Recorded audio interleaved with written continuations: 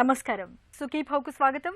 ఈరోజు సుఖీభవలో corona, అప్రమత్తత, కచేరీలతోనూ virus ముప్పు, Covid కాలంలో పసుపుతో మేలెంతో, కరోనా, ఓపీ భయాలు, ఇంకా హెల్త్ టిప్. కోవిడ్ ఉధృతి కొనసాగుతూనే ఉంది. కేసులు, మరణాల సంఖ్య నానాటికి పెరుగుతూ పోతున్నాయి. ఈ సంక్షోభ కాలంలో వైరస్కు చిక్కకుండా ఉండేందుకు మనం జీవనశైలి జాగ్రత్తలు చాలానే తీసుకోవాలి. ముఖ్యంగా శుభ్రత, భౌతిక దూరాన్ని పాటించడం అనేది నిత్య జీవితంలో భాగం కావాలి. అలాగే ఇమ్యూనిటీని పెంచుకునేందుకు ఆహారపరమైన జాగ్రత్తలు అవసరమే. ఇక ఇప్పటికే దీర్ఘకాలిక జబ్బులతో బాధపడేవారు, వయసు మళ్లిన వాళ్ళు మరింత అప్రమత్తంగా ఉండాలి. కోవిడ్కు చిక్కకుండా ఉండేందుకు మనం తీసుకోవాల్సిన జాగ్రత్తల గురించి ఇప్పుడు తెలుసుకుందాం.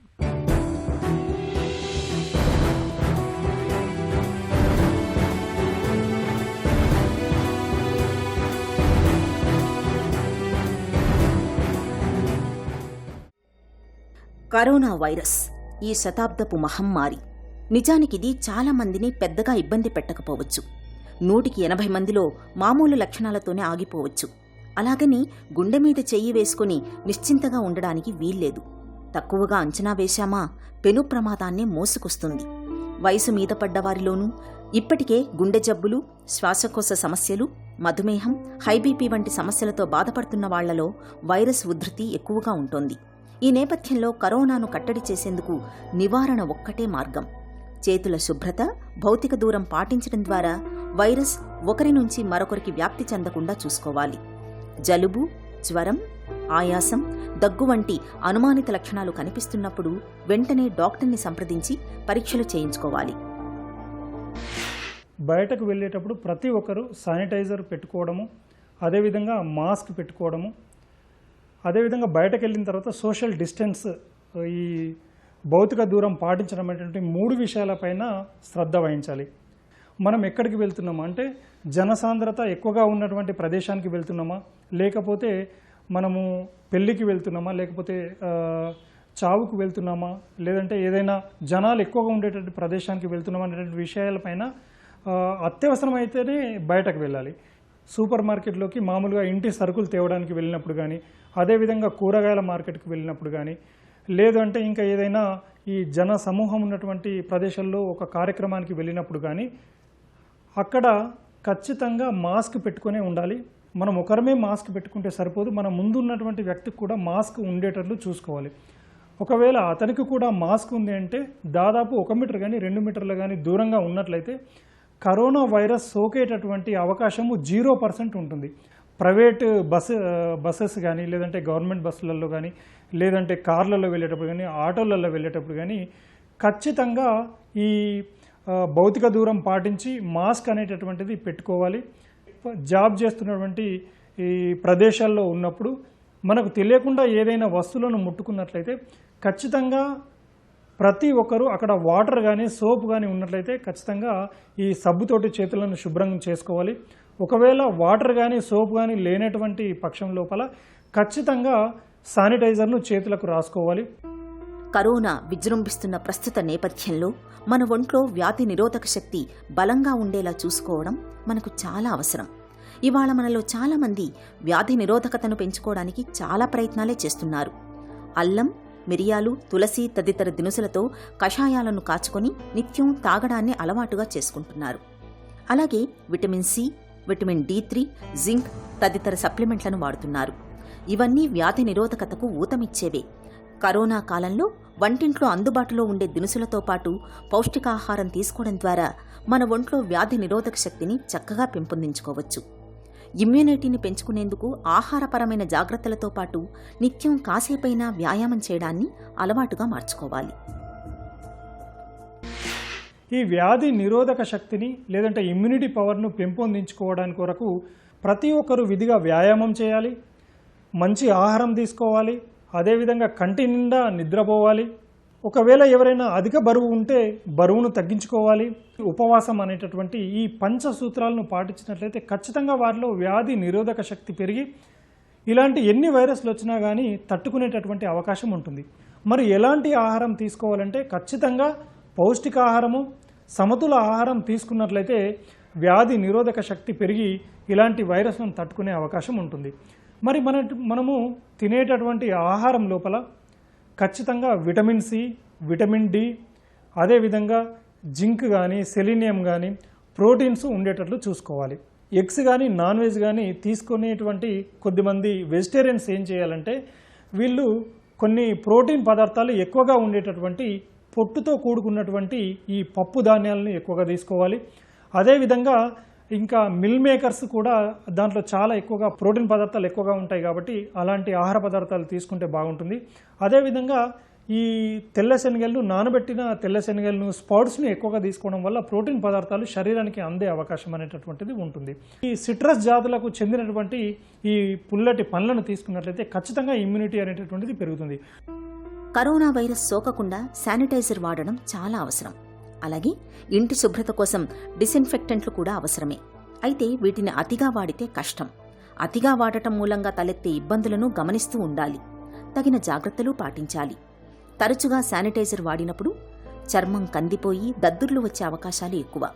శానిటైజర్లో ఆల్కహాల్తో పాటు క్లోరోహెక్సిడిన్, క్లోరోజైలినాల్, ట్రైక్లోసాన్ మొదలైన రసాయనాలు ఉంటాయి. వీటిని అతిగా వాడితే మన చర్మానికి డర్మటైటిస్ వంటి ఇన్ఫెక్షన్ల బెడద పెరుగుతుంది. అలాగే కరోనా వైరస్ నుంచి రక్షణ కోసం మాస్క్ ధరించడం ఎంత ముఖ్యమో దాన్ని శుభ్రం చేయడం కూడా అంతే ముఖ్యం.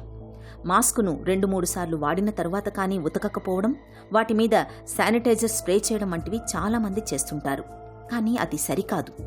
మాస్క్ ధరిస్తున్నప్పుడు, వాటిని శుభ్రం చేస్తున్నప్పుడు తప్పనిసరిగా జాగ్రత్తలు తీసుకోవాలి. ముఖ్యంగా మాస్క్ని రోజూ శుభ్రం చేసుకోవాలి.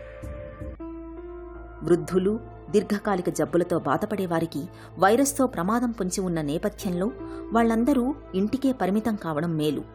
బయటివారిని కలవడం తప్పనిసరైతే 1 మీటర్ భౌతిక దూరాన్ని పాటిస్తూ వారితో మాట్లాడాలి. సబ్బు, నీటితో ఎప్పటికప్పుడు చేతులు, ముఖం కడుక్కోవాలి. తుమ్మేటప్పుడు, దగ్గేటప్పుడు అరచేతిని కాకుండా మోచేతిని అడ్డుపెట్టుకోవాలి. జ్వరం, దగ్గుతో బాధపడుతుంటే ఇతరులను కలవకూడదు. ఇంట్లో వండిన తాజా వేడివేడి భోజనాన్ని తీసుకోవాలి. రోగ నిరోధక శక్తిని పెంచుకునేందుకు అందులో సరైన పోషక విలువలు ఉండేలా చూసుకోవాలి. శరీరంలో నీటి శాతం తగ్గకుండా ఎప్పటికప్పుడు నీటితో పాటు తాజా పండ్ల రసాలు తీసుకోవాలి. వ్యాయామం, ధ్యానం లాంటివి చేస్తుండాలి. వైద్యులు సూచించిన రోజువారీ మందులను క్రమం తప్పకుండా తీసుకోవాలి.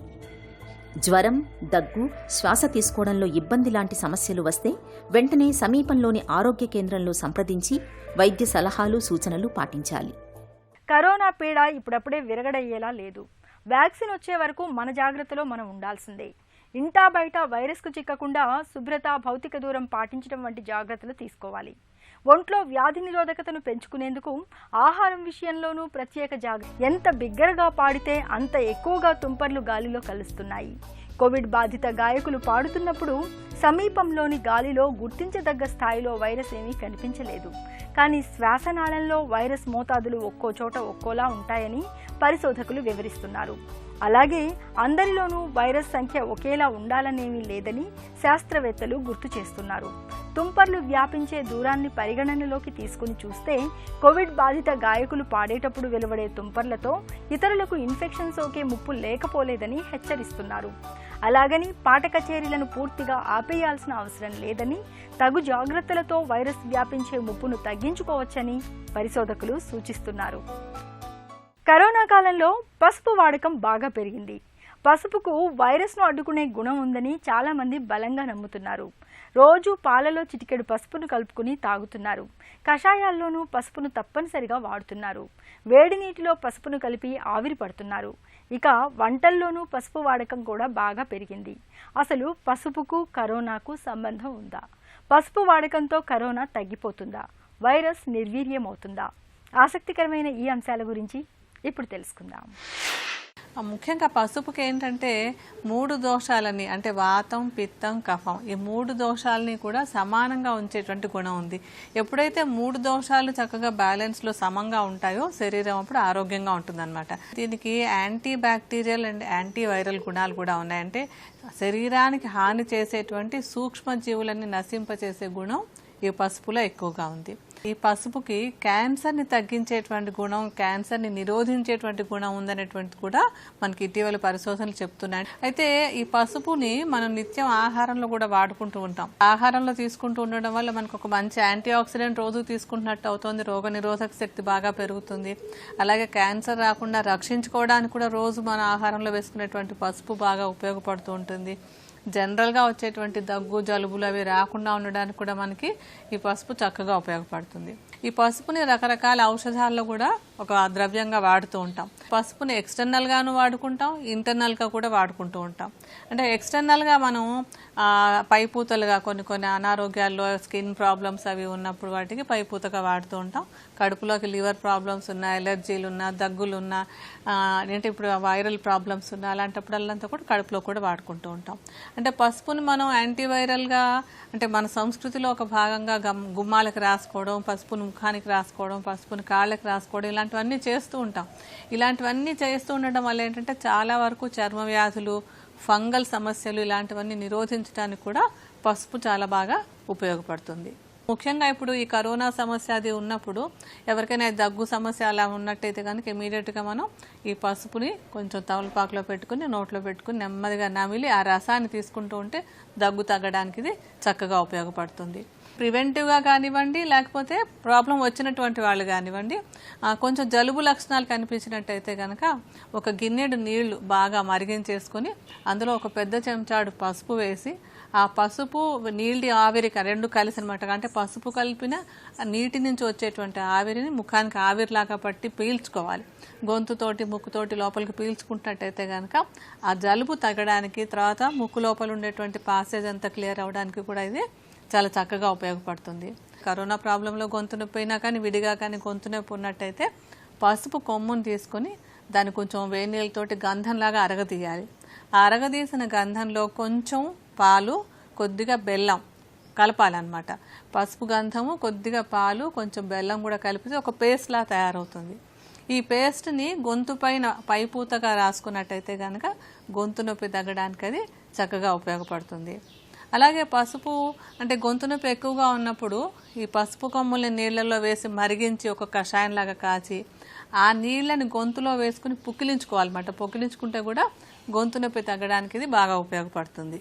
దీన్ని రెగ్యులర్గా తీసుకోవచ్చు, ఏదో సమస్య వచ్చినప్పుడనే కాకుండా పొడి దగ్గు సమస్య ఉన్నటువంటి వాళ్ళు ప్రతిరోజు వేడి పాలల్లో కొంచెం పసుపు వేసుకుని తీసుకుంటూ ఉన్నట్టయితే ఈ ఎలర్జీ వల్ల వచ్చేటువంటి దగ్గులు చాలా చక్కగా తగ్గుతాయి. ఇవాళ మనల్ని కరోనా భయం వెంటాడుతోంది. అనారోగ్యంతో ఆసుపత్రికి వెళ్లాలన్నా, డాక్టర్ని కలవాలన్నా మనలో చాలామంది భయపడుతున్నారు. ఏ మూల వైరస్ పొంచి ఉందో, ఎక్కడ మనకంటుకుంటుందోనని ఆందోళన చెందుతున్నారు. ఈ నేపథ్యంలో కరోనా వైరస్ సోకకుండా హాస్పిటల్లో ఎలాంటి జాగ్రత్తలు తీసుకుంటున్నారో డాక్టర్ని అడిగి ఇప్పుడు తెలుసుకుందాం.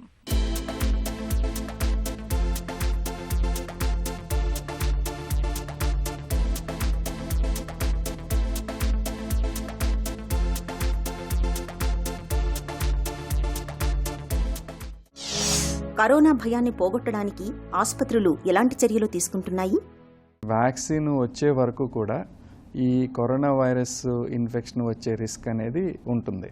హాస్పిటల్కి వచ్చిన వాళ్ళకి ఇబ్బంది కలగకుండా, ఇన్ఫెక్షన్ అది రాకుండా అనేక రకమైన చర్యలు తీసుకోవటం అనేది జరుగుతుంది. పేషెంట్స్ వచ్చినప్పుడు ఎంట్రన్స్ దగ్గరే స్క్రీనింగ్ చేయటం అనేది జరుగుతుంది. ఎవరికైనా కానీ వైరస్ ఇన్ఫెక్షన్ సంబంధించిన లక్షణాలు ఉన్నప్పుడు, అంటే దగ్గు ఉండటం కానీ, ఆయాసం ఉండటం కానీ, జ్వరం ఉండటం కానీ, ఇటువంటి వారు ఏదైనా లక్షణాలు కనిపించినప్పుడు వెంటనే వాళ్ళని సపరేట్ ఏరియాలోకి తీసుకువెళ్ళి అక్కడ వెంటనే డాక్టర్ గారు చూడటం, స్క్రీన్ చేయటం అనేది జరుగుతుంది. అంటే మిగతా పేషెంట్స్ తోటి మిక్స్ చేయకుండా ఎంట్రన్స్ లెవెల్లోనే వీళ్ళని సెగ్రిగేట్ చేయటం అనేది జరుగుతుంటుంది. హాస్పిటల్లో వివిధ ప్లేస్లో శానిటైజర్స్ పెట్టడం, ఎంట్రన్స్ దగ్గర కూడా శానిటైజర్ తోటి తప్పనిసరిగా పేషెంట్ కానీ అటెండెంట్స్తో కానీ హ్యాండ్ వాష్ చేసుకోవడం అనేది చేయటం జరుగుతుంది. ప్రతి పేషెంట్ తోటి ఒక అటెండెంట్ మాత్రమే లోపలికి అలౌ చేయటం అనేది జరుగుతుంది. హాస్పిటల్స్కు సంబంధించి కరోనా ప్రోటోకాల్ ఎలా ఉంది? హాస్పిటల్లో ఉన్నప్పుడు కూడా పేషెంట్తో పాటు ఒక అటెండెంట్ మాత్రమే అలౌ చేయటం, విజిటర్స్ అందరినీ అంతకుముందులాగా లోపలికి అలౌ చేయకుండా చూడటం, ఫ్రీక్వెంట్ హ్యాండ్ వాష్, అండ్ హాస్పిటల్లో ఉన్నప్పుడు పేషెంట్ అండ్ అటెండెంట్స్ మాస్కులు వాడటం, plus all health related personal ఎవరైతే పేషెంట్ తోటి కాంటాక్ట్లో వస్తున్నారో వాళ్ళందరికీ ఫ్రీక్వెంట్గా టెస్టులు చేయటం, మాస్కులు వాడటం, గ్లౌస్ వాడటం, ఇవన్నీ చేయటం ద్వారా ఈ వైరస్ ఇన్ఫెక్షన్ ఒకరి నుంచి ఒకరికి స్ప్రెడ్ అవ్వకుండా నివారించడం అనేది జరుగుతుందండి. డాక్టర్ గది బయట కూర్చునే రోగుల విషయంలో ఎలాంటి జాగ్రత్తలు తీసుకుంటున్నారు? ఇప్పుడు ఓపీడీ ఏరియాస్లో ఎక్కువ క్రౌడింగ్ అది ఉండకుండా ఇప్పుడు ఏం చేస్తున్నామంటే గంటకి ఇంతమందికి అనే అపాయింట్మెంట్స్ ఇచ్చి limited number of patients waiting ఏరియాలో ఉండేలాగా చూస్తున్నాము. సో దాంతో ఏంటంటే వాళ్ళకి సోషల్ డిస్టెన్సింగ్ మెయింటైన్ చేయడం కూడా కొంత ఈజీ అవుతుంది. గంటకి 5 10 మందినో పెట్టుకుని వాళ్ళకి సరిపడిన సీటింగ్ అది అరేంజ్ చేసి 5-10 మందిని చూసేసిన తర్వాత నెక్స్ట్ లాట్ మళ్ళీ లోపలికి వచ్చి టెస్టులు చేయించుకునే విధంగా ఈ విధంగా అరేంజ్ చేయడం వల్ల క్రౌడింగ్ చాలా వరకు తగ్గడం జరిగింది. అండ్ పేషెంట్స్ కూడా వెయిటింగ్ ఎక్కువ ఉండకుండా జరుగుతుంది. కరోనా లక్షణాలు బయటపడిన రోగి ఆసుపత్రికి వస్తే పరిస్థితి ఏంటి? కరోనా వైరస్ ఇన్ఫెక్షన్ ఉండి ఎటువంటి లక్షణాలు లేకుండా ఉన్నవాళ్ళు కూడా మిగతా వారికి వైరస్ ఇన్ఫెక్షన్ అనేది ట్రాన్స్మిట్ చేయగలిగే అవకాశం ఉంటుంది. బట్ ఈ రిస్క్ అనేది కేవలం హాస్పిటల్స్కే పరిమితం కాదు. ఈ రిస్క్ అనేది మన సమాజంలో ఎక్కడికి వెళ్ళినా ఉంటుంది. అంటే ఉదాహరణకి మనం గ్రాసరీస్ కొనుక్కోవడానికి ఒక స్టోర్కి వెళ్తాం, షాప్కి వెళ్తాం. అక్కడ మనకి ఎవరికైనా కూడా ఈ విధంగా ఏసిమ్టమాటిక్ వైరస్ ఇన్ఫెక్షన్ ఉండే అవకాశం ఉంది. అదేవిధంగా మనం బయటికి వెళ్తాం. సో ఎక్కడికి వెళ్ళినా ఎవరిని కలిసినా అలాంటి వ్యక్తులు ఎవరైనా ఉండే అవకాశం ఉంటుంది. ఆ రిస్క్ బయట ఎంత ఉంటుందో హాస్పిటల్కి వచ్చినప్పుడు కూడా అంతే రిస్క్ ఉంటుంది.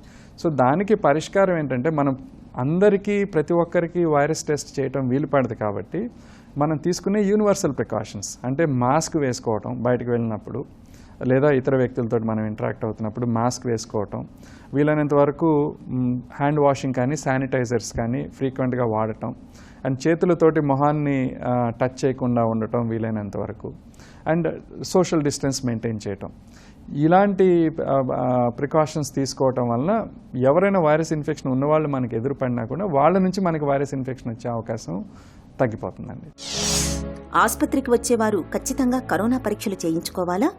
మనకి ఏదైనా సిమ్టమ్స్ ఉండి కరోనా వైరస్ ఇన్ఫెక్షన్ ఉండే అవకాశం ఉంది అని అనుకున్నా, లేదా కరోనా వైరస్ ఇన్ఫెక్షన్ ఉన్న వాళ్ళకి ఇమీడియట్ కాంటాక్ట్స్ అంటే ఫ్యామిలీలో ఎవరికన్నా వైరస్ ఇన్ఫెక్షన్ ఉంది అని నిర్ధారణ అయినప్పుడు వాళ్ళతో పాటు అదే ఫ్యామిలీలో అదే ఇంట్లో ఉంటున్న వాళ్ళు లేదా ఫ్రీక్వెంట్గా కాంటాక్ట్లో ఉన్నవారు, ఇటువంటి వారికి కరోనా వైరస్ ఇన్ఫెక్షన్ ఏమైనా ఉందా అనేది కాంటాక్ట్స్ టెస్ట్ చేయడం అనేది జరుగుతుంటుందండి. అంతేగాని ఎటువంటి లక్షణాలు లేని వాళ్ళలో అందరికీ కరోనా వైరస్ టెస్ట్ చేయడం అనేది వీలు పడదు, అవసరం కూడా లేదు. టెలిమెడిసిన్ సేవలు పేషెంట్లకు ఎంతవరకు ఉపయుక్తంగా ఉంటున్నాయి? టెలిమెడిసిన్ తోటి అడ్వాంటేజ్ ఏంటంటే మనం ఇంట్లో ఉండే డాక్టర్ని వీడియో ద్వారా సంప్రదించడం అనేది జరుగుతుంది.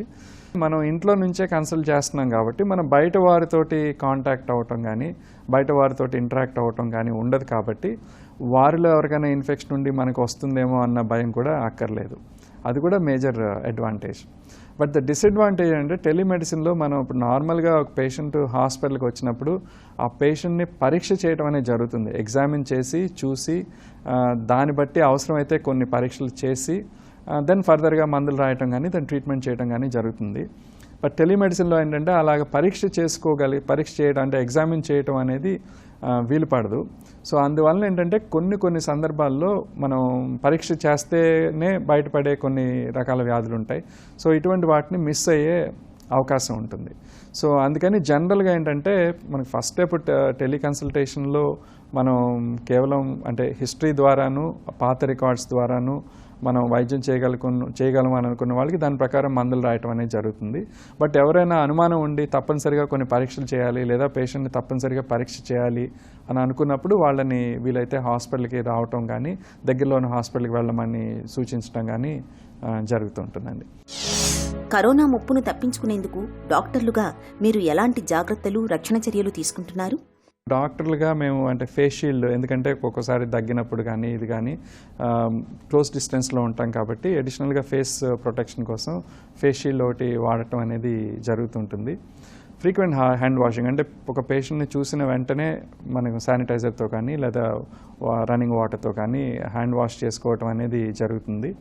అండ్ దెన్ ఫ్రీక్వెంట్గా డాక్టర్ క్యాబిన్ అనేది శానిటైజ్ చేయటం, తరచుగా క్లీన్ చేయటం అనేది జరుగుతూ ఉంటుంది.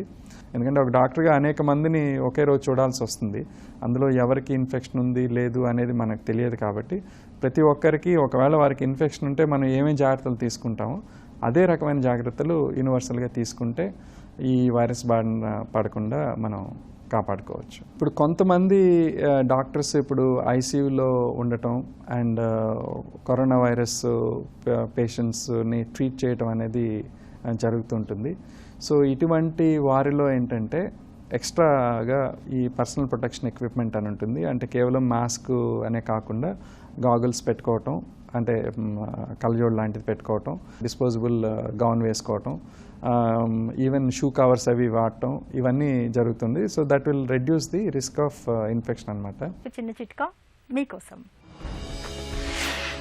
రక్తంలో చెడు కొలెస్ట్రాల్ శాతం ఎక్కువగా ఉన్నప్పుడు తరచూ చేపల్ని తినడాన్ని ఒక అలవాటుగా మార్చుకోండి. చేపల్లోని ఒమేగా-3 రకానికి చెందిన కొవ్వులు చెడు కొలెస్ట్రాల్ శాతాన్ని బాగా తగ్గిస్తాయి. సుఖీభవ కార్యక్రమానికి సంబంధించిన మీ విలువైన సూచనలు, సలహాల్ని వెంటనే మాకు రాయండి. మా చిరునామా Sukhibhava, ETV, Ramoji film city, Hyderabad 501512 లేదా sukhibhava@etv.co.in కు